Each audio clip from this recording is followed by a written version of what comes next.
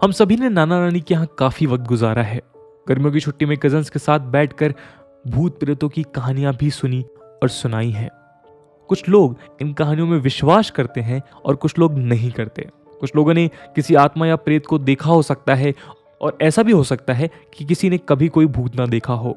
Individually कोई भूत में विश्वास रखे या डर जाए ये तो हम सुनते ही रहते हैं।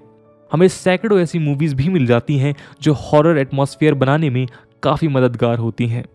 इन कहानियों के कई प्रकार होते हैं। ये किसी घर से जुड़ी हो सकती हैं, किसी पेड़ से या किसी कस्बे से। लेकिन क्या आपने कभी सुना है कि किसी घोस्ट ने सीमा की रखवाली करी हो?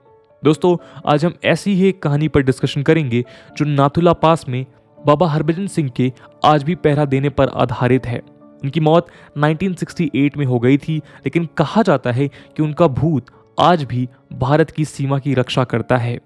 उनकी समाधि भी है और लोग उन्हें हीरो मानते हैं। नमस्कार दोस्तों, मेरा नाम है आदर्श और स्वागत है आपका स्टडी IQ में। चाइना और इंडिया के बीच में बॉर्डर डिस्प्यूट चलता ही आ रहा है। धीरे धीरे इसे करीब 3 साल हो रहे हैं। कुछ ही दिनों पहले इंडिया ने नॉर्थ सिक्किम के नाकुला में चाइनीज मिलिट्री के इंट्रूडर प्लान्स को फेल किया है। रिपोर्ट्स कहती हैं कि पीपल्स लिबरेशन आर्मी ने इंडियन टेरिटरी में एंटर होने की कोशिश की और क्लैश हुआ था। इस क्लैश में दोनों तरफ के सोल्जर्स इंजर हुए हैं। दिल्ली और बीजिंग के बीच डिसएंगेजमेंट और डीएस्केलेशन की प्रोसेस चल रही है, पर कोई खास प्रोग्रेस नजर नहीं आती। ऐसे में नाथुला पास भी इंडो चाइना बॉर्डर पर सिक्किम का एक स्ट्रेटेजिकली इंपॉर्टेंट पॉइंट बन जाता है। सर्दियों में यहाँ बर्फ रास्ता रोकती है, पर इंटरेस्टिंगली ये इंडिया और चाइनीज सोल्जर्स के 4 मीटिंग पॉइंट्स में से एक है। आपको जानकर हैरानी होगी कि नाथुला पास को बाबा हरभजन सिंह का घोस्ट गार्ड करता है। लेट सिपाही हरभजन सिंह कपूरथला डिस्ट्रिक्ट में 13 मई 1941 को पैदा हुए थे। आगे चलकर उन्हें पंजाब रेजिमेंट में इनरोल किया गया। 1968 में बाबा सिक्किम में अपनी यूनिट के साथ देश की रक्षा कर रहे थे। तभी अक्टूबर 4 को उनकी मृत्यु हो गई। वो स्लिप हुए और खाई में गिर गए, जिसके बाद एक नदी में वो 2 किलोमीटर तक बह गए। कहा जाता है कि उनकी बॉडी 3 दिन बाद मिली और मिलिट्री ऑनर्स के साथ उन्हें अंतिम विदाई दी गई।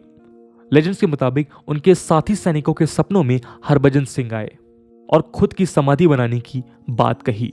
उनकी यूनिट ने उनकी समाधि आज के मौजूदा बाबा हरभजन सिंह मंदिर से करीब 9 किलोमीटर दूर बनाई भी थी। नाथुला और पूरे देश में माना जाता है कि बाबा के पास आज भी लोग पीने का पानी रखकर जाते हैं और इस पानी को किसी बीमार को पिलाने पर बीमारी ठीक होती है। इंडियन आर्मी की जो भी यूनिट इस रीजन में पोस्टेड रहती है वो बाबा का आशीर्वाद लेती है और उन्हें कई सारे ऑनर्स की प्लेट्स भी डेडिकेट की जाती है। आर्मी में उन्हें प्रमोशन देकर ऑनरी कैप्टन बनाया था और उनका पे चेक उनकी फैमिली को जाता है। यहाँ तक कि उन्हें सितंबर 11 को हर साल एनुअल लीव भी दी जाती है। छुट्टी के दौरान सोल्जर्स की एक टीम उनके सामान को पैक करती है और कपूरथला लेकर जाती थी और वापस लाती थी। इस 2 महीने की एनुअल लीव में न्यू जलपाईगुड़ी से कपूरथला तक उनके लिए एक सीट बुक होती थी, जिस पर पूरी जर्नी में कोई नहीं बैठता था। हालांकि कुछ साल पहले वो रिटायर हो चुके हैं। माना जाता था कि मिलिट्री को बाबा किसी होने वाले हमले के बारे में 3 दिन पहले ही चेतावनी भी देते थे। उनमें केवल इंडियंस को नहीं बल्कि चाइनीज मिलिट्री को भी विश्वास है और जब भी दोनों देशों के सोल्जर्स मिलते हैं तो रिस्पेक्ट के साइन के तौर पर चाइनीज साइड भी उनके लिए एक सीट वैकेंट रखती है। दोस्तों, कुछ जगहों पर फेथ महत्वपूर्ण होती है। कई सोल्जर्स कहते हैं कि उन्हें बाबा के होने का एहसास हुआ है। उनकी स्लीपर से लेकर हर एक चीज एक मंदिर में डेडिकेटेडली उनके लिए रखी हुई है।